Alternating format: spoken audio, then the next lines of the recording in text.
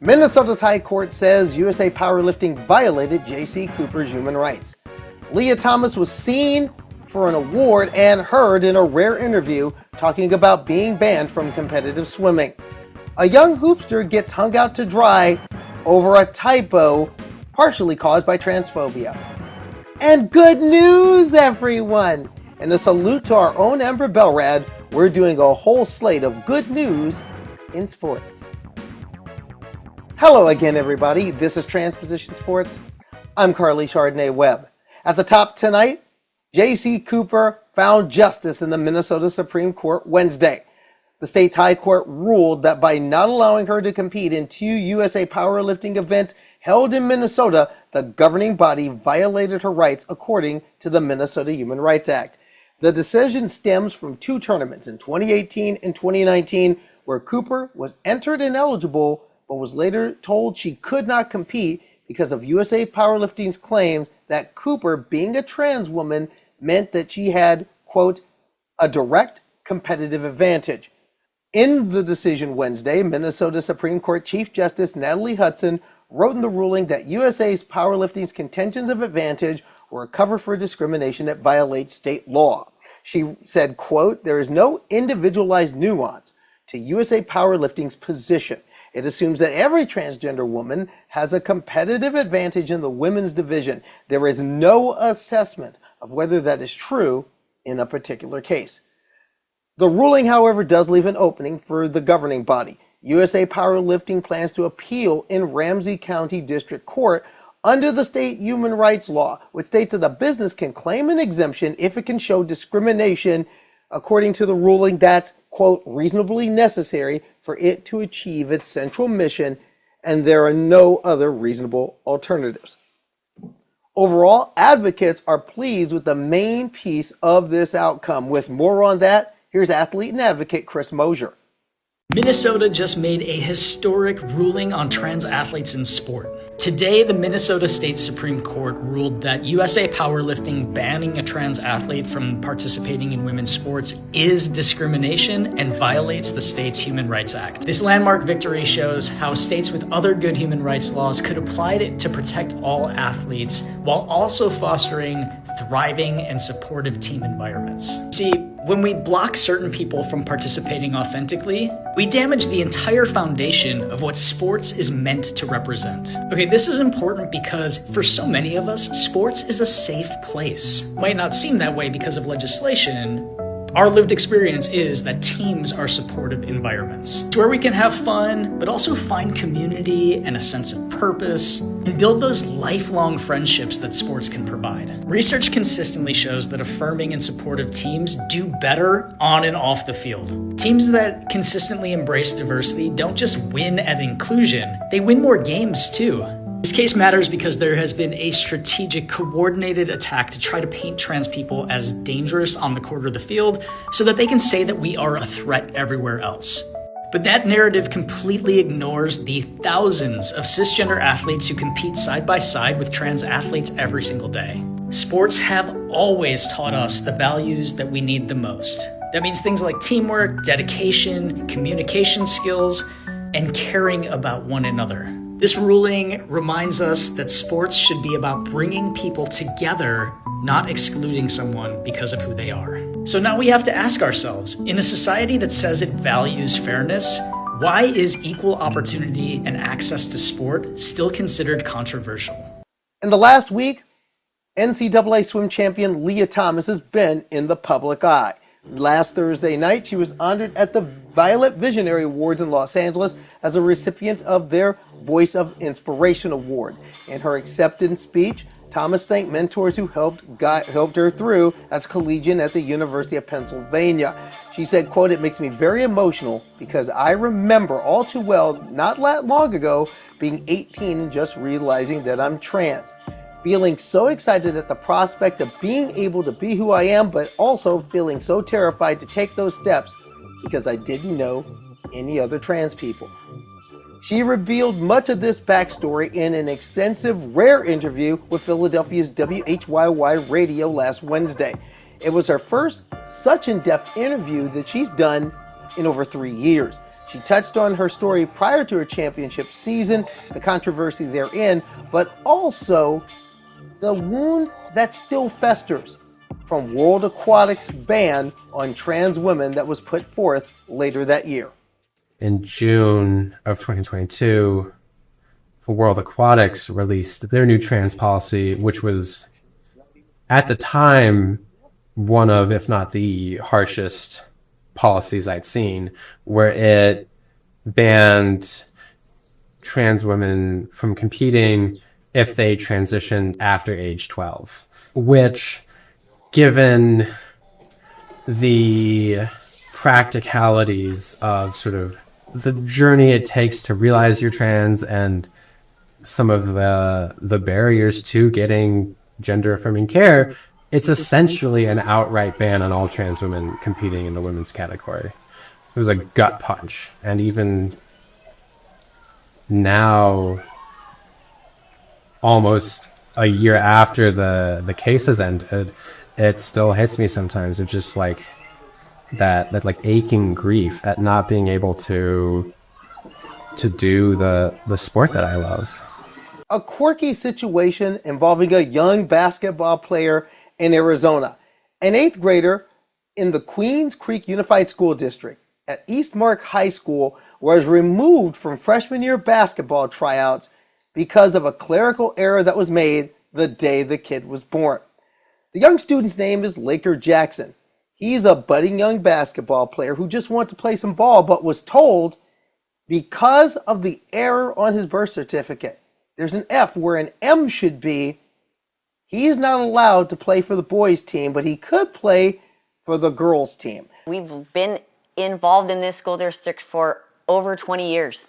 We've been, so it's really is disheartening to think that you can be involved in something and feel like, it's your community, and then all of a sudden it just turns against you. He tried out for the boys' basketball team in the fall, and nothing came up. Poor Lakers sitting there, and I'm trying to hold tears back. I feel like, my kid just got carted out in front of all of his friends and embarrassed and not being able to try out. For me, it feels like something bigger than just my son getting to do what he needs to do, and we're actually now fighting against some other political cause that we have nothing to do with. Now, the parents have since rectified the error on the birth certificate, but that's not good enough for the school district. They said that young Laker Jackson will have to undergo chromosomal testing to show and prove that he's the boy that he, his parents, and his birth certificates say he is. Now, at one level, given that this is the way a transgender student would be treated, I can slightly respect the school district for upholding the rules. Let's see if that actually holds up. But at another level, this was a clerical error that can easily be fixed. Let them fix the clerical error. The kid's not involved in any subterfuge. Let the kid go on with life. But if nothing else, this should show everyone, parents, students, administrators, how far codified official transphobia can spread and can fester. This is an example of how transphobia just doesn't bite a trans person, it bites cis people as well. This entire rule, because of this incident, needs a total revampment. They need to rethink it. If nothing else, this is an example of transphobia. It's why we can't have nice things. Turning attention to South America. 3 weeks ago, the Constitutional Court of Colombia ruled that a trans woman who was thrown out of a volleyball league just for being who she is had her rights violated. The woman's name, Emiliana Castellano Jaramillo. Jaramillo, 28 years old, has played in the Antioquia Volleyball League for 5 years, or at least she did until April 2024, when the league kicked her out under suspicion that she had an advantage because she's a transgender woman. Now, this league had no other regulations prior to this. She had participated in the past without rancor and had played apparently for almost 10 years prior in various competitive volleyball leagues in Colombia. Well, Castellón didn't take this lying down. She took the league to court, and as we reported, she won in court. And in a radio interview earlier this week, she had a lot to say about what she's been through and what happens next. No, no, ningún momento me dijeron como, hey, Emiliana, mira, cambiaron el reglamento, ya no puedes jugar, ya tienes que mirar la forma de jugar. O sea, como que te excluyen totalmente de tu categoría. Bueno, la gente dice mucho, pero es que ¿por qué no sale una categoría con las personas de mi género? No, es algo, no es imposible, pero es algo que se ve años luz. A nivel mundial hay cantidad de casos como el mío, solo que en Colombia es muy poco reducido y como te digo, es algo nuevo. Pero nunca tuve un diálogo con la Liga de Antioquia antes de pues como de cambiar el reglamento. Este año, cuando ya se hizo pues como el fallo y cuando se dio pues como una nueva directriz en la Liga de Antioquia, sí hubo parte de acompañamiento por los entes regulares de la Liga de Antioquia, donde se quería buscar la forma de incluirnos, tanto a mí como a las personas pues de mi comunidad, para realizar pues como algo que fuera armónico y que no nos sintiéramos excluidas como había pasado pues como en semestres anteriores. Sí. Entonces el diálogo solamente se hizo este año aproximadamente hace dos meses larguito, donde se hizo pues como un pacto con el director de la Liga de Antioquia, como te digo, una persona demasiado receptora, una persona demasiado consciente de las situaciones que nos ha tocado vivir tanto a mí como a mis pocas compañeras que conozco que también llevan un proceso. Y no, la verdad me siento muy feliz, me siento muy acompañada por las personas que se han tomado el tiempo y la investigación de un tema, porque eso es un tema de muchas cosas. Emiliana, en este proceso, ¿cuándo y cómo sintió la discriminación? No, en el momento, yo siempre he estado expuesta a comentarios de las personas, en juegos universitarios, en juegos departamentales, en juegos regionales, en cuanto torneo relámpago se haga, pero lo sentí cuando entré a la universidad y como ya estaba jugando con un equipo, como te lo digo, de alto rendimiento, sentí que como que no, hay que buscar la manera como de que el poli, de que el Jaime de Cádiz, no le dé la cabida a esta jugadora y que me dijeran, no, es que tú no puedes jugar, tú no puedes estar en cancha, puede pasar esto. De todas formas, en este momento hay muchos torneos que todavía lo hacen y muchos torneos se pegaron de ese tipo de reglamento. Por ejemplo, los Juegos por la Paz en San Carlos, Antioquia, implementan todavía esa reglamentación excluyendo a las mujeres trans. Hay torneos en el municipio de Itagüí, que es un municipio tan abierto a la comunidad LGTB y todavía hay personas que utilizan ese reglamento excluyendo a las mujeres trans para que nosotras no participemos. Entonces, eso implicó a que a nivel nacional y a nivel departamental se siguiera la discriminación y tuvieran pues como, mira, es que si la liga lo sacó, nosotros también vamos a sacar ese reglamento. Y al saber el fallo, de saber de cuánto torneo que se ha avalado por la Liga de Antioquia o por la Federación Colombiana de Voleibol, tiene que saber que en este momento estamos en un siglo XXI, que hay personas trans que aman el deporte, que somos disciplinadas, que lo hacemos con alto rendimiento, que buscamos el refugio de muchas cosas en el deporte, como lo hago yo. Sí. ¿En cuánto tiempo? ¿Usted duró un año entonces sin competir, Emiliana? No, duré 2 meses. Duré 2 meses, un mes y medio, como 4 fechas de la Liga de Antioquia que no pude competir el torneo de la Liga de Antioquia. Pero yo seguía jugando en mi municipio, en Amagá, y yo seguía jugando el regional de Universitarios Azul, que resalto mucho la organización de este torneo porque no busca el lucro de discriminar absolutamente a nadie. Y no solamente la parte de identidad de género, raza, color, socioeconómico, todo ese tipo de situaciones no debería ser un ítem para excluir a una persona de realizar un deporte, porque sabemos que el deporte es vida. El deporte es vida, el deporte hace que nosotros como personas, como estudiantes, como trabajadores y como personas de esta identidad nos formemos y nos volvamos unas personas disciplinadas, responsables. El deporte no debe hacerle daño y como como el deporte crece y como el deporte forma, no debería haber exclusión en absolutamente casos. Turning to America's other favorite contact sport, politics. You know, when it comes to throwing trans people under the bus, you can always count on who else? The Republicans. Transphobia for a stronger America. But Democrats are showing they're pretty good at it too. Whether it's Gavin Newsom or it's Massachusetts Representative Seth Moulton, who's had some rather transphobic things to say in this last year. Now, Moulton has his eye on the U.S. Senate seat of incumbent Edward Markey. He's looking to primary the Democratic incumbent senator next year.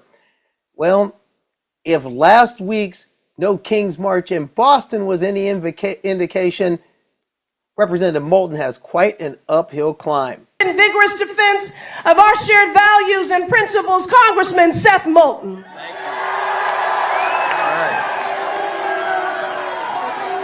Thank you, everybody. And while Moulton got booed, Markey read the room. Here in Massachusetts, we stand for what is right. We stand with trans people because trans rights are human rights.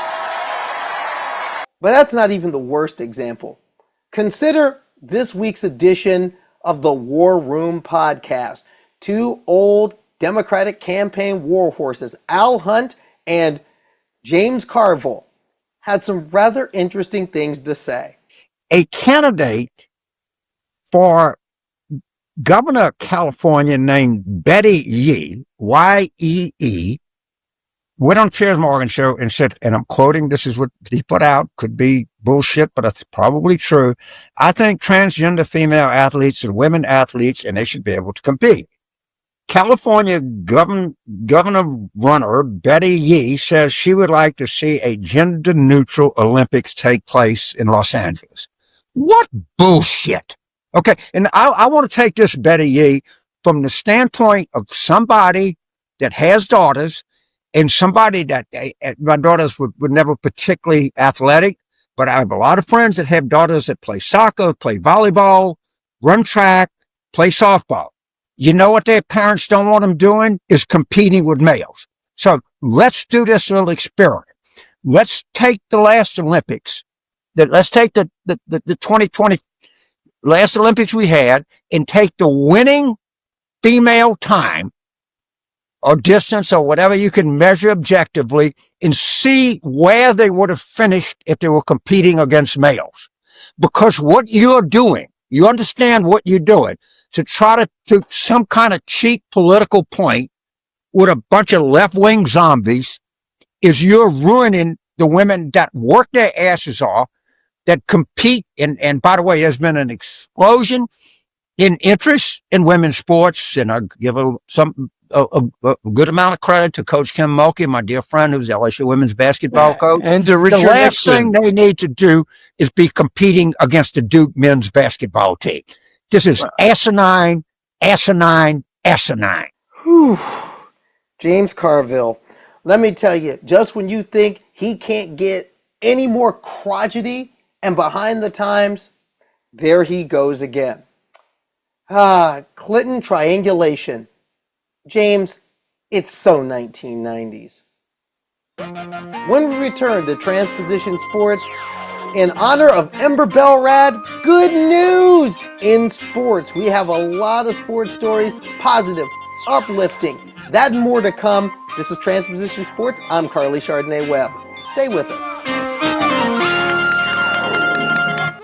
Hey everybody, I'm Kirby the Cat, and I'm the highlight producer here at Transposition Sports because Transposition Sports, we show highlights, and we show yours. but a highlight producer needs highlights, and this is where you come in. If you're trans or non-binary and you're rocking in sports, I want to showcase you.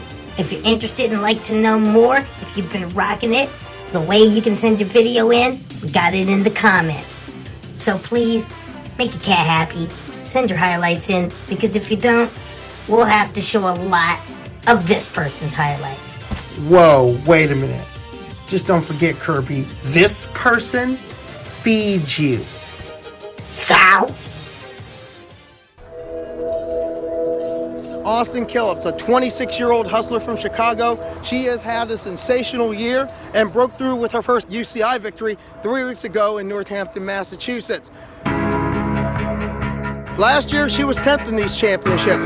This year, some say she's a threat to podium and at least is a dark horse chance of a national championship. 30 seconds, ladies. Watch the lights, watch the lights. We are green, we are go, and I'll throw it down.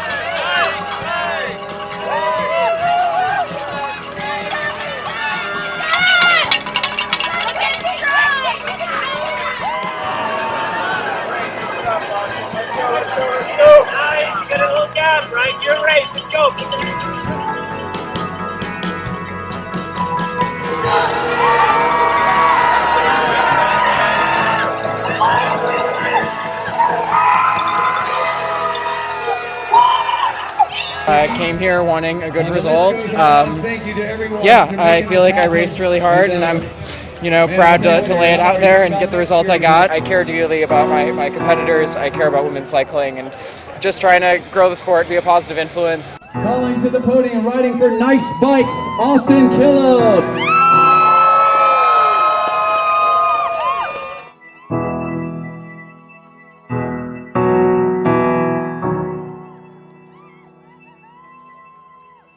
I interrupt Transposition Sports because I'm cute and I can. And for this message from the angry gay grandpa. You don't pay me enough for this, Carly. So maybe I'll start a little bit softer.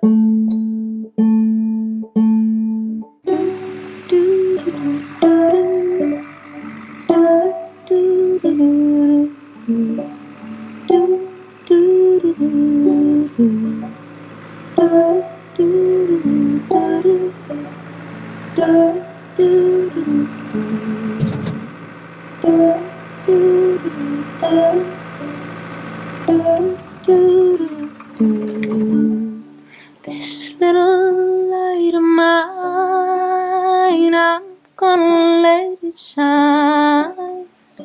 This little light of mine.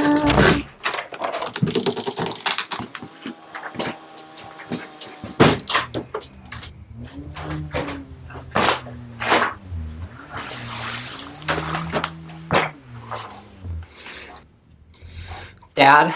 Before you say anything, I just want to apologize for what I said this morning. I've been doing a lot of thinking. If you want to change your name, if you want to wear a dress. It's a skirt, Dad. Skirt? I don't know the kind of support you need, but let's get you some for all this transgender stuff. Wait. Are you serious? Dad, what is this? Oh, this is me supporting you. This is me saying I love you. This is me not losing you.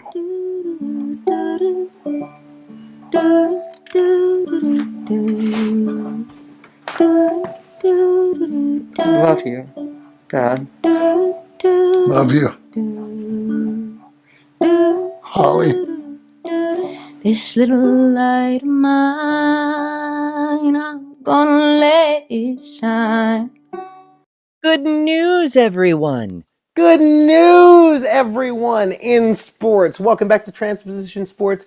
I'm Carly Chardonnay Webb, and in honor of what's going on right now, a special streaming broadcast, a fundraiser for my friend and colleague Ember Belrad, the queen of the good news here at Transpositions News, whose hasn't had a lot of good news this year. She's been through a lot. If you want to help her out, we'll have it in the comments. But in honor of her, this segment is all good news, positive stories, good things. And there's plenty good going on in regards to trans people in sports. And we're going to start right off with a cat who I think is the coolest cat in all of sports.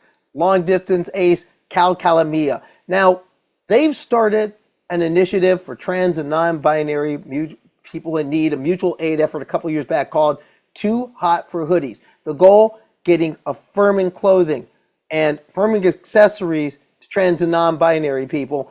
And this weekend, they're doing a big race, the Javalina 100K. And the 6-star marathoner says they want to help one person for every kilometer. And he's raising money to do just that at this weekend's race. Now, with more on that, here's Calamia. I'm about to run 100 kilometers in the desert, and I cannot make this up. 100 gender-expansive people applied for free gender-affirming resources via my nonprofit, Too Hot for Hoodies, and I want to help them all. The cost of a chest binder or a tucking gaff is about $30, and it costs us $5-ish to ship each one. I'm trying to raise $1,500, and I need your help. I'm gonna be running 1 kilometer for every trans or non-binary person that doesn't have what they need right now, in hopes of motivating you to donate and or spread the word. Y'all ask me all the time, what can I do to make an actual impact for trans people? This is an extremely tangible way that you can help real people with real needs, and I'll take care of all the work of getting them what they need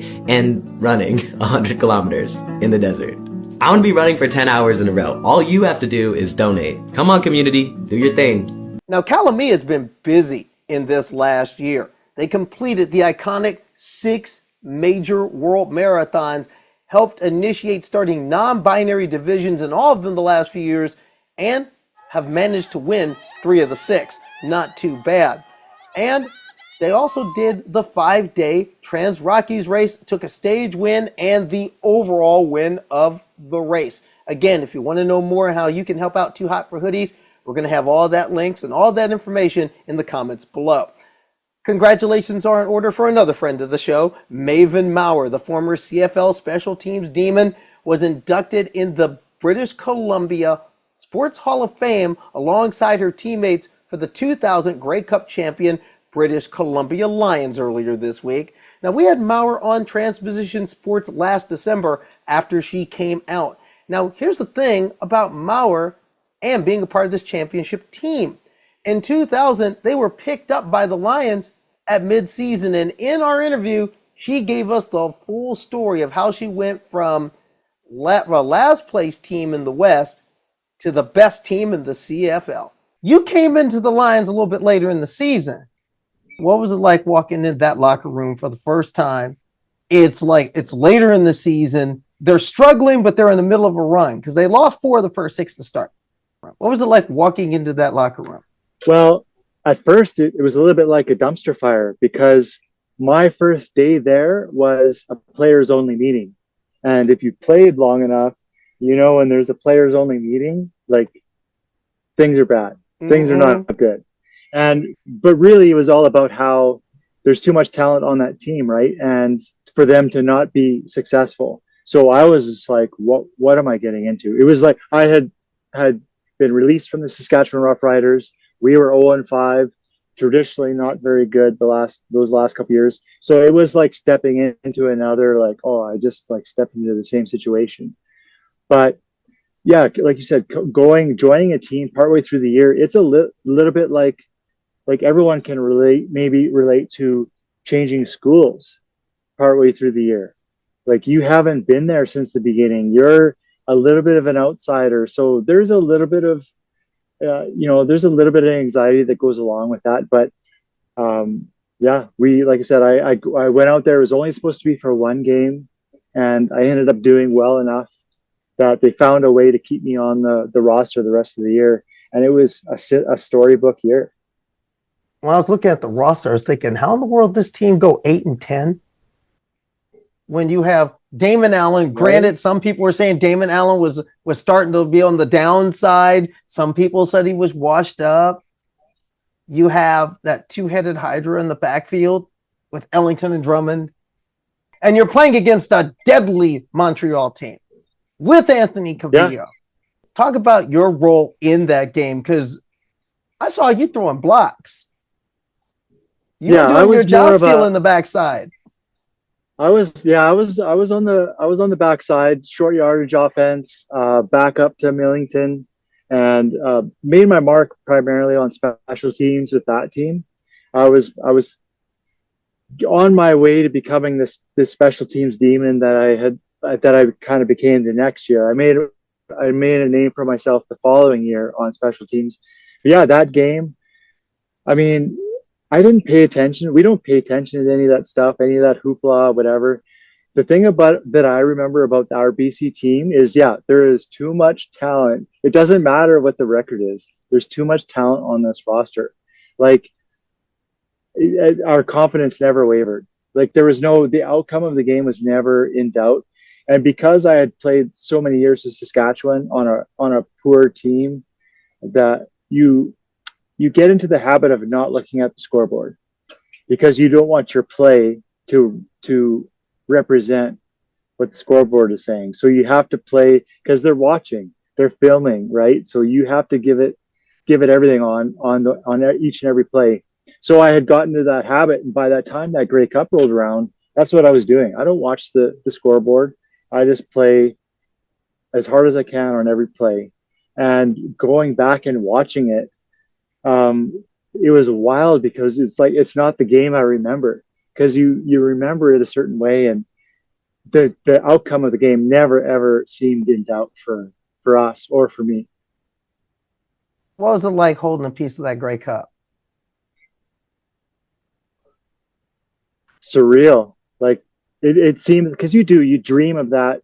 You want to win championships, you want to contribute, and then to actually go out and do it. And I can't remember where, like, I used to have a picture of me shirtless, it's the middle of November, take off our shoulder pads, take off the jerseys, hoisting the Grey Cup, drinking out of the Grey Cup in the locker room. Just surreal, like such a special moment. My family was there. My uncle and my dad were there, so it was really cool. After the game, they're on the sideline with us taking pictures and stuff. It was quite a wild moment, and I was happy that my dad got to experience. He's a huge CFL fan, so for him to be able to have that was really cool. Now, if you like that piece of the interview, watch the whole thing. My sit down with Maven Maurer, one of my favorites. Links in the comments. Check it out. We're going to stick with football for this next story. 2 weeks ago, a good friend of the show and a mentor to me, Kamora Harrington, celebrated a birthday. She turned 54. But there's another part of the story for the longtime activist, ally, and friend. And as a part of this Good Sports segment, we're going to ask the question, what happens when a radical activist becomes a football mom? Most people know Kamora Harrington as this. When you come to my house, we fight fascism, and we are not nice about it. But on Saturdays and Sundays, she's this. The most radical mom in Connecticut is a football mom. Who would have thought that? No one believes it. Watching her 14-year-old son Isaiah, a budding young football player. And we can talk about my child and his passion and the joy. It just started. What has he done so far? What has he done so far to impress you? 2 catches. See? 2 catches. Yeah. See? Yeah. Mm-hmm.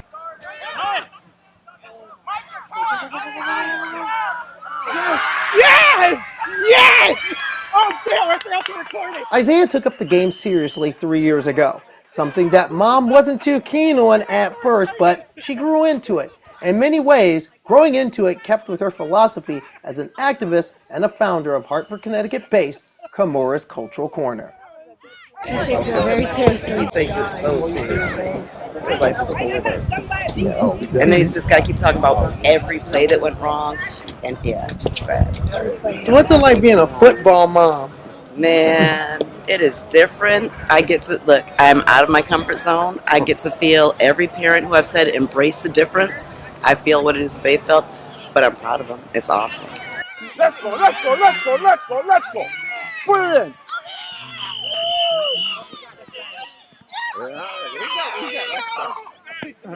The game itself was a tough flag football matchup, and the opposing team led for most of it.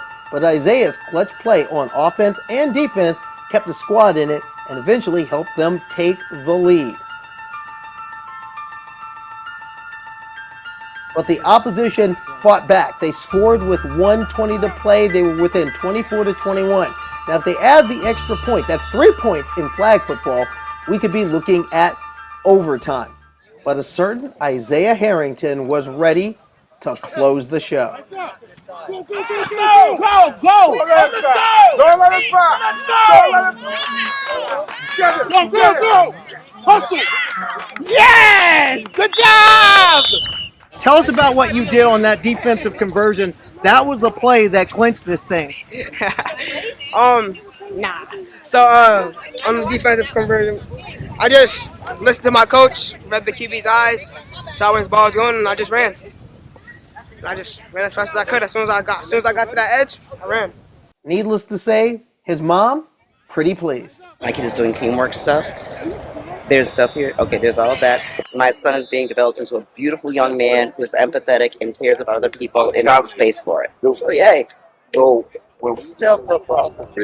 You know, there's something about kids playing football that can bring out the football mom in anybody. Finally tonight, Carly's commentary. And Sherman set the Wayback Machine to 2019. Outsports handed out their award for Female Hero of the Year that year to two people who more than earned it.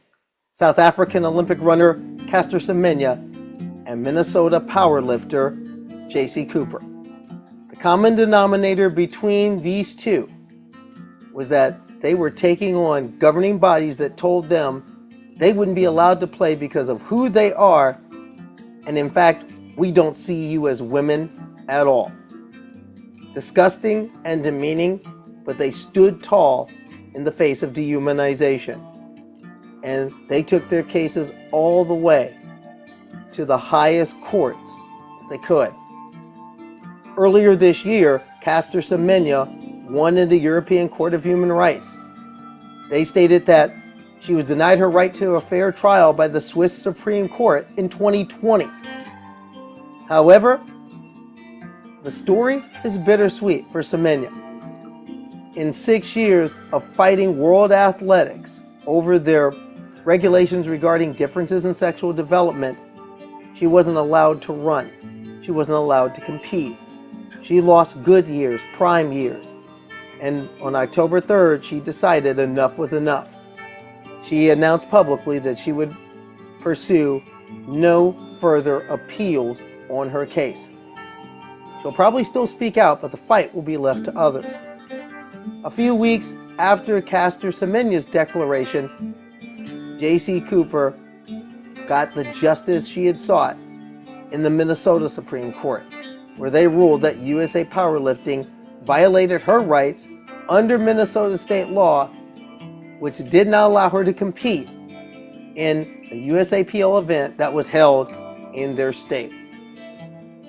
This ruling should have precedence, and it's something that a lot of people in state legislatures and in a U.S. Supreme Court that's set to have arguments on these issues in the coming weeks should take a serious look at. The Minnesota Supreme Court put forth a serious legal ruling that transgender women are women, and if regulations allow them to compete, nothing should stop them from doing so. And the regulations should allow just that. The common denominator between these two is the courage they've shown all these years to stand in it, even when it got hard, even when it was difficult, even when it let the tears flow. I don't want anyone to experience what I and other trans athletes have and continue to experience. Having our basic human dignity questioned and opportunities denied because we are trans. We all benefit when sports are as inclusive as possible, when we organize around our shared humanity and collective empowerment. I believe in the power of sports to bring people together and build strong communities. Women should be able to participate and succeed at every level, including trans women. While we should look and admire their courage, we should also take it as an example for all of us. Whether we play sports, we're coach sports, we're administrators, or we're fans, to take up the fight that they've started and pick up the torch and carry it forward. That's the type of energy sports needs today and tomorrow. Sports have often been a beacon in upholding human rights. What we're seeing right now is a retrenchment. It's hostile and it's dire, and it needs to be resisted at all costs. We're seeing athletes who may not, quote unquote, look the part in the measure of some being demeaned, being banned, being left out. And we're seeing the return of the archaic vestige of Avery Brundage in the form of sex testing in sports, and it's slowly seeping its way down into collegiate athletics and even interscholastic athletics if we don't stem the tide now. Caster Semenya and Jaycee Cooper have given us a template to do better. It's time for us to truly get in the game. For Transposition Sports, I'm Carly Chardonnay Webb.